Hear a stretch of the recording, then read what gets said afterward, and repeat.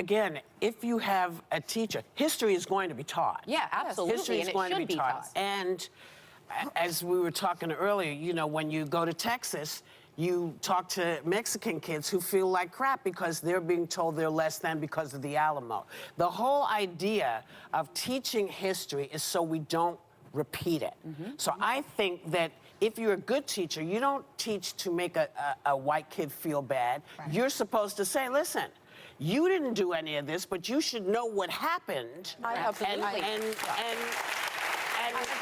make sure, along with black kids and Native American kids and all the colors that be in school. Now, supporters of critical race theory state that it's simply about teaching history. This is their argument. I want you all to understand that in 1926, Carter G. Woodson started Black History Week. And then in 1970, Black History Month started.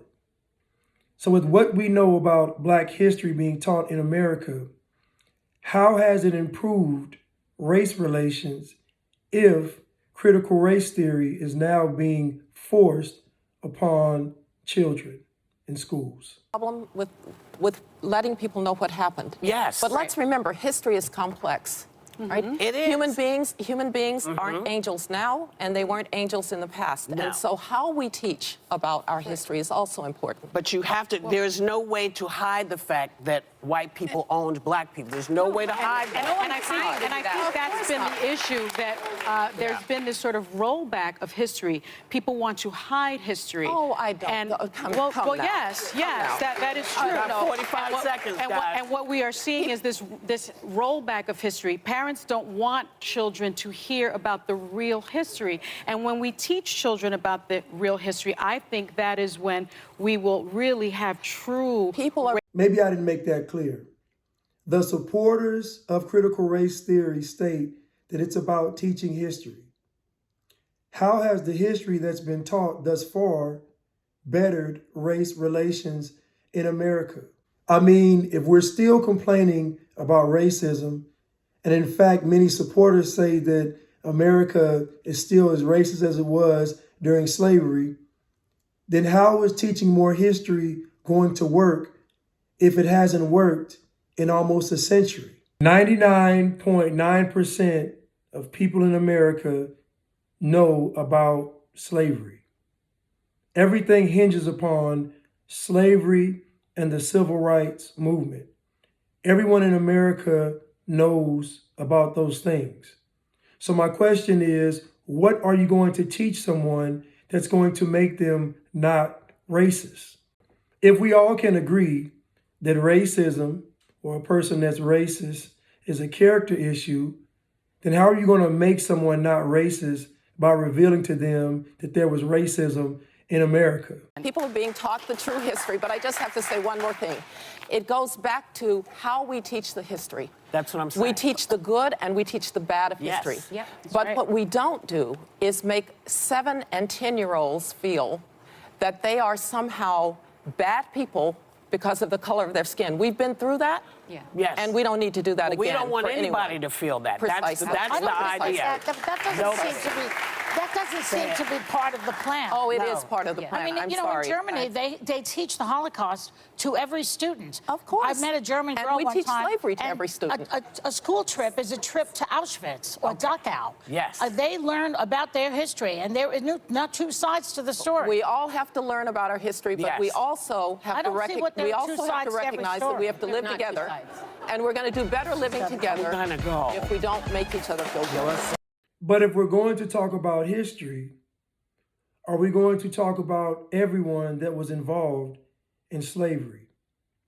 You see, the issue I have with critical race theory is that it just focuses on one part of history. History is complex. It's so complex that according to history, Africans sold other Africans into slavery. So wouldn't that make Africa responsible for slavery? Native Americans owned slaves. So would that make Native Americans responsible for slavery? The Jews owned slaves. So would that make the Jewish community responsible for slavery? And there were indigenous and melanated people that owned slaves in America. So does that make us responsible for slavery? In fact, slavery is being practiced in the Middle East, in Africa, and China right now. I mean, literally, there is slavery going on right now, and we are still trying to focus on slavery from the past. And here's another fun fact. Most Caucasians couldn't afford to own slaves. I'll say it again. Most Caucasians could not afford to own slaves. Now, it's debated on how many Caucasians and Europeans actually owned slaves. It's argued from 1% to 20%. And owning a slave literally could mean a person or a family owned one slave.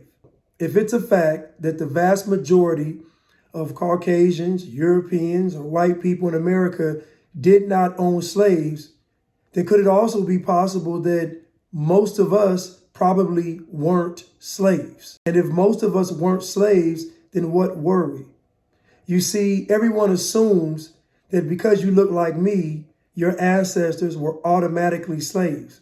But that's not necessarily true, because every person that looked like me wasn't a slave. So if critical race theory is not going to address the Jews owning slaves, the Native Americans owning slaves, Africans owning slaves, and us owning slaves, then how genuine could it actually be? And if it's not committed to telling the whole truth, then what is the true intent of critical race theory?